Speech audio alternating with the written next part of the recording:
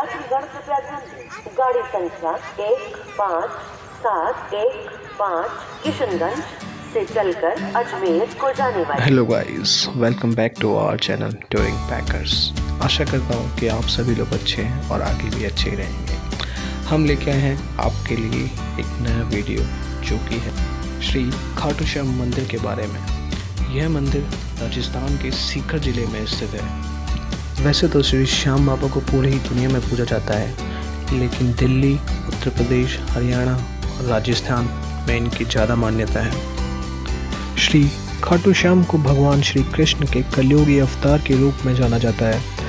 ऐसा कहे जाने के पीछे एक पौराणिक कथा का हाथ है। राजस्थान के सीकर जिले में इनका भव्य मंदिर स्थित है, जहां हर साल बड़ी संख्या में श्रद्धालु आते हैं। लोगों का विश्वास है कि बाबा श्याम सभी की मुरादें पूरी करते हैं और रंग को राजा भी बना सकते हैं। कहा जाता है कि बाबा खाटू श्याम कलयुग के सबसे प्रभावशाली और चमत्कारी देवता है, इसीलिए इनके भक्तों में भी कोई कमी नहीं है। आप यहाँ सोमवार को आएँ या छुट्टी वाले दिन रविवार को, आपको हमेशा ही यहाँ भक्तों का तांता लगा हुआ नजर आएगा।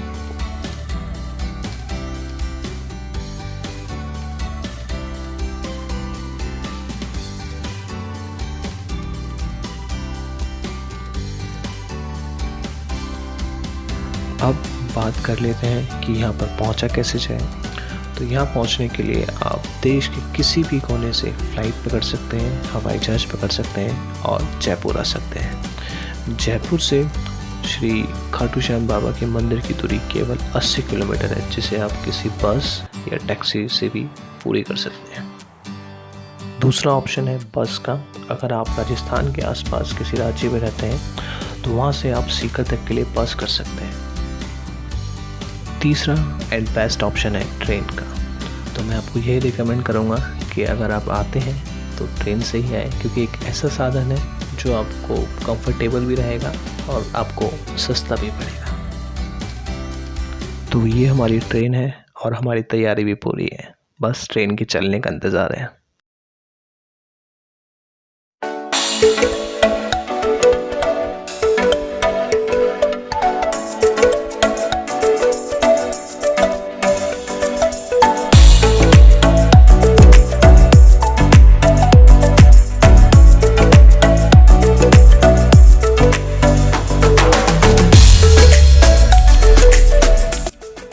ट्रेन चल चुकी है और खाटू श्याम के जयकारे के साथ हमारी यात्रा भी शुरू हो चुकी है। हम सभी अपनी सीटों पर बैठ चुके हैं, लेकिन यहाँ बच्चों के बीच सीटों को लेकर लड़ाई हो रही है।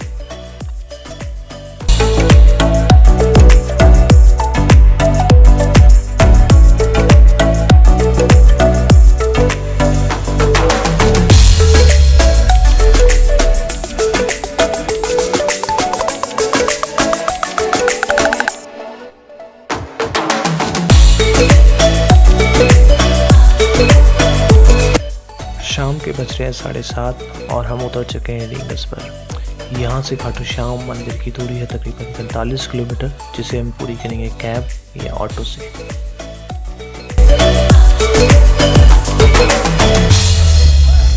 तो ये है खाटू श्याम मंदिर की झलक, जिसके देखने मात्र से ही लोगों का कल्याण हो जाता है। मंदिर बंद हो चुका है, हम यहाँ पहुँचने में लेट हो चुके हैं, लेकिन अभी भी मंदिर के बाहर भक्तजन खाटू श्याम का गुणगान कर रहे हैं। यहाँ के वातावरण की बात ही कुछ और है। यहाँ पर आकर आपका मन अपने आप ही श्याममयी हो जाता है और उनके भजनों में लग जाता है, उनके गुणगान में लग जाता है।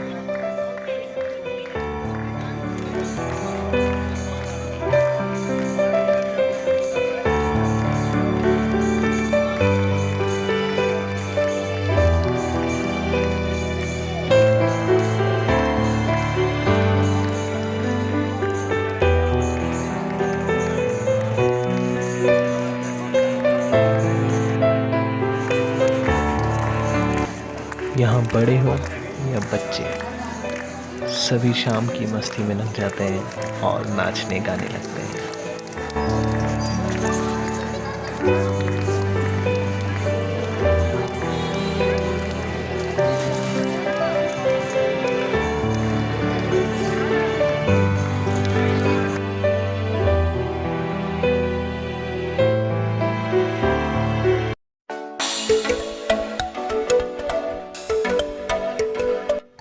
तो मंदिर अभी बंद था और हमें दर्शन नहीं हो पाए।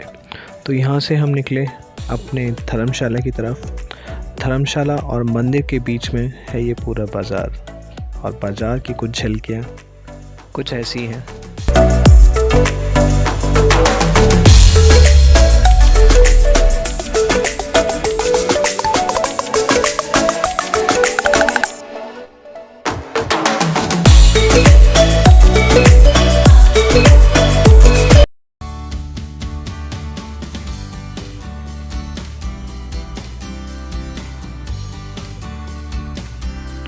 अगले दिन की सुबह हो चुकी है और बच्चों के साथ हम निकल चुके हैं श्री खाटू श्याम के दर्शन के लिए।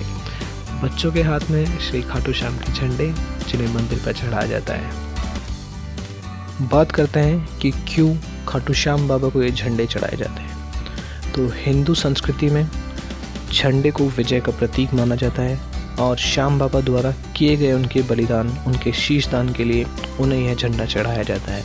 यह उनकी विजय का प्रतीक माना जाता है क्योंकि उन्होंने धर्म की जीत के लिए दान में अपना ही शीश श्री भगवान श्री कृष्ण को समर्पित कर दिया था।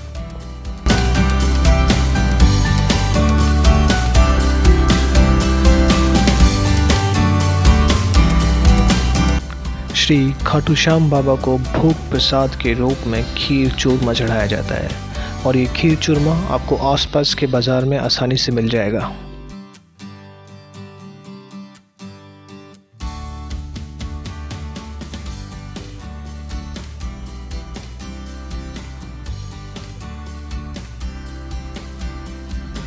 क्रमबद्ध तरीके से दर्शन और दर्शनार्थियों की सुविधा हेतु इस तरीके का प्रबंध किया गया है कि सभी लोग लाइनों में लग के बाबा के दर्शन करें और दर्शनार्थियों को किसी धक्का मुक्की का सामना न करना पड़े। वैसे तो यहाँ वीआईपी दर्शनों का भी ऑप्शन खुला है, बट मैं ये कहूँगा कि बाबा के दरबार में कोई भी वीआईपी नहीं है, सभी लोग एक समान हैं। तो सभी लोगों को इसी लाइन से लग के दर्शन करना चाहिए।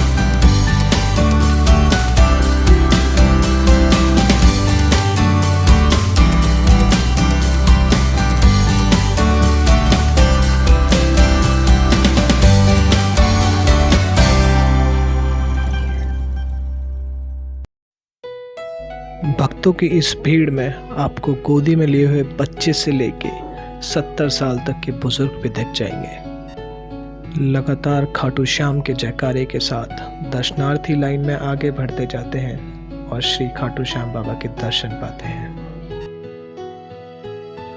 तो बात करते हैं अब श्री खाटू श्याम जी की कथा की। कहते हैं श्री खाटू श्याम जी का असली नाम बर्बरीक था और वो पांडुपुत्र भीम के पोते थे। बर्बरीक बहुत ही वीर थे और देवी के उपासक भी थे। देवी के वरदान से उन्हें 3 दिव्य बाण प्राप्त हुए थे जो अपने लक्ष्य को भेद कर वापस लौट आते थे। इनकी वजह से ही बर्बरीक अजय हो गए थे। महाभारत के युद्ध के दौरान बर्बरीक युद्ध देखने के इरादे से कुरुक्षेत्र आ रहे थे। श्री कृष्ण जानते थे कि अगर बर्बरीक युद्ध में शामिल हो जाते हैं तो परिणाम पांडवों के विरुद्ध हो जाएगा। बर्बरीक को रोकने के लिए श्री कृष्ण गरीब ब्राह्मण बनकर बर्बरीक के सामने गए। अनजान बनते हुए श्री कृष्ण ने बर्बरीक से पूछा कि तुम कौन हो और कुरुक्षेत्र क्यों जा रहे हो। जवाब में बर्बरीक ने बताया कि वह एक दानी योद्धा है जो अपने एक ही बाण से पूरा महाभारत का युद्ध समाप्त कर देगा, उसका निर्णय कर देगा। श्री कृष्ण ने उनकी परीक्षा लेनी चाहिए तो बर्बरीक ने एक बाण चलाया और उस बाण से पीपल के सभी पत्तों में छेद कर दिया। एक पत्ता श्री कृष्ण के पैर के नीचे था, इसलिए बाण पैर के ऊपर ही ठहर गया। श्री कृष्ण बर्बरीक की क्षमता से हैरान थे और किसी भी तरह से उन्हें युद्ध में भाग लेने से रोकना चाहते थे। इसके लिए श्री कृष्ण ने बर्बरीक से कहा कि तुम तो बहुत बड़े पराक्रमी हो, मुझ गरीब को दान नहीं दोगे क्या। बर्बरीक ने जब दान मांगने के लिए कहा तो श्री कृष्ण ने बर्बरीक से उनका शीश मांग लिया। बर्बरीक समझ गए कि यह ब्राह्मण नहीं कोई और है और वास्तविक परिचय देने के लिए कहा। श्री कृष्ण ने अपना वास्तविक परिचय दिया तो बर्बरीक ने खुशी खुशी अपना शीश श्री कृष्ण को दान में दे दिया। श्री कृष्ण ने प्रसन्न होकर बर्बरीक के उस कटे सिर को वरदान दिया कि कलयुग में तुम मेरे नाम श्याम से पूजे जाओगे। और तुम्हारे स्मरण मात्र से ही भक्तों का कल्याण हो जाएगा। तो ये थी श्री खाटू श्याम बाबा की कथा, और इसी कथा की वजह से उन्हें 3 बाणधारी और शीश के दानी के नाम से भी पुकारा जाता है। श्री खाटू श्याम मंदिर में दर्शन के बाद हम निकले श्री श्याम कुंड की ओर। रास्ते में हमें मिली ये 5 पैर वाली गाय। हिंदू संस्कृति में 5 पैरों वाली गाय को धरती पर कामधेनु का रूप माना जाता है।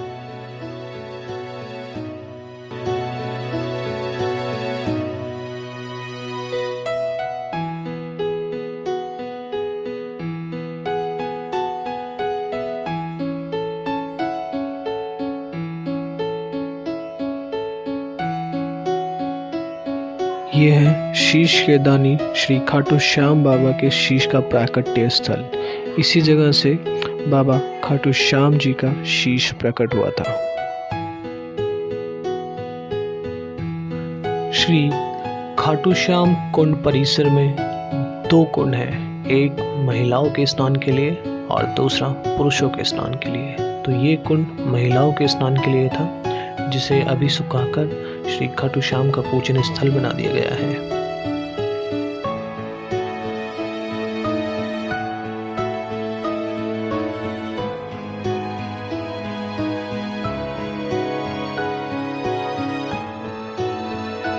श्याम कुंड परिसर में ही श्री खाटू श्याम बाबा का मंदिर भी है, जहां सुबह और शाम आरती की जाती है।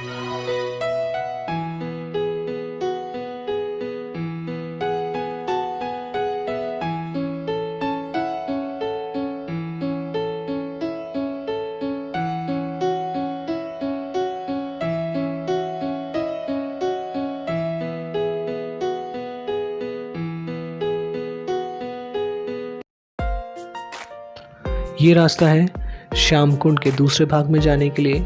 यहाँ पर आपके पैरों को धोने की व्यवस्था पहले ही कर दी गई है कि आपके पैर में लगी धूल मिट्टी श्याम कुंड तक ना जा पाए।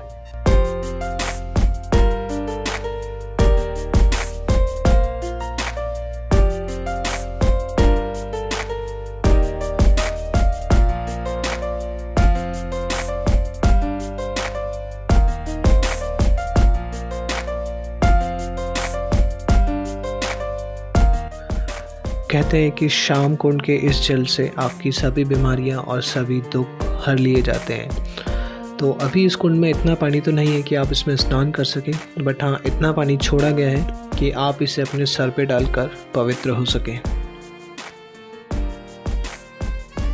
माना जाता है कि इस पानी में अद्भुत शक्तियाँ हैं, इसीलिए लोग गंगा जल की तरह इस पानी को भी भरकर अपने घर ले जाते हैं। कोविड से पहले यहाँ इतना पानी होता था कि आप स्नान कर सकें, बट कोविड के इन्फेक्शन के चलते इसे बिल्कुल कम कर दिया गया है।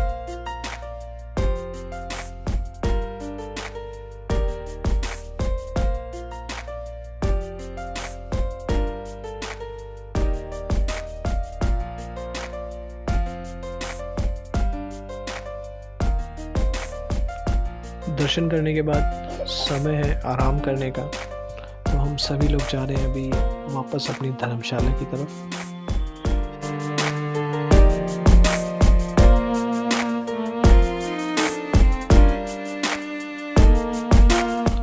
बच्चे, बुजुर्ग, जवान सभी लोग थक चुके हैं पैदल चल चल के, तो अभी थोड़ा सा रेस्ट कर रहे हैं यहाँ पे बैठ के।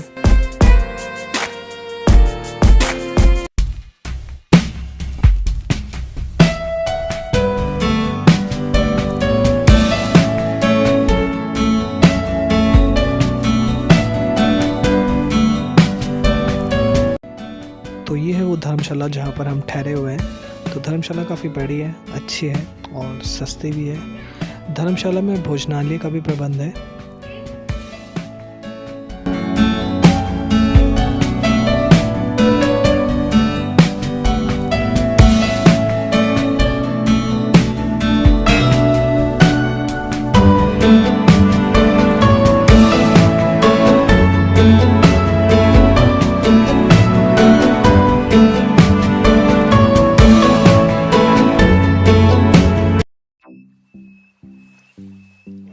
तो टाइम हो चुका है अभी शाम का और सबसे ज़रूरी काम करने का टाइम हो चुका है। सबसे ज़रूरी चीज़ जब भी हम किसी ट्रिप पे जाते हैं, चाहे वो ट्रिप धार्मिक हो या वो ट्रिप नॉर्मल हो, एक चीज़ हमेशा हम लोगों के लिस्ट में शामिल होती है और वो है शॉपिंग। तो बाज़ार बहुत अच्छे से सज चुका है और यहाँ पे काफ़ी भीड़ भी है। बच्चों के खिलौने से लेके हर चीज़ यहाँ मिलती है। अगर आप यहाँ आए हैं तो शॉपिंग करे बिना नहीं जा पाएंगे।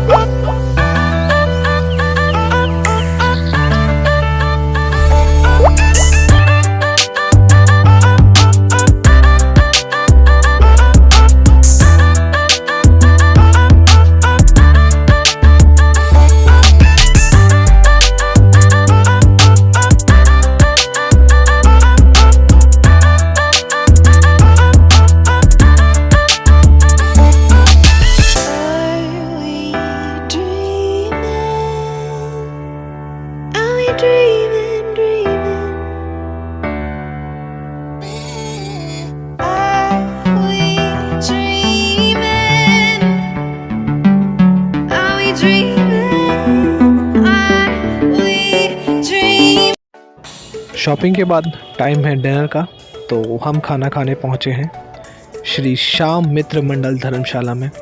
वैसे तो यहाँ पर खाने के बहुत ही ऑप्शन हैं। मेन बाज़ार में आपको रेस्टोरेंट, ढाबे, स्ट्रीट फूड सब कुछ मिल जाएगा, बट इस धर्मशाला में आपको बहुत ही सादगी भरा खाना मिलेगा। बहुत ही सादे तरीके से आपको बिठा के खिलाया जाएगा और उस खाने का टेस्ट भी बहुत अच्छा है। तो मैं रिकमेंड करूँगा कि अगर आप यहाँ पर आते हैं तो यहाँ का खाना खाएं, जिसका प्राइस भी कोई ज़्यादा नहीं है। सिर्फ 50-60 रुपये में एक थाली मिलती है एक आदमी के लिए और खाने के लिए बहुत सादा खाना।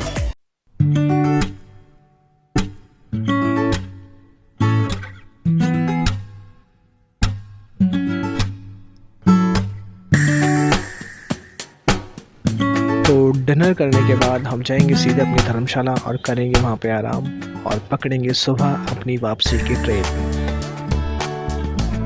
तो टाइम है श्री खाटू श्याम धाम से वापस अपने घर जाने का। उम्मीद करता हूँ खाटू श्याम बाबा हमें दोबारा बुलाएंगे और अपनी कृपा दृष्टि हम पे बनाए रखेंगे। जय श्री खाटू श्याम।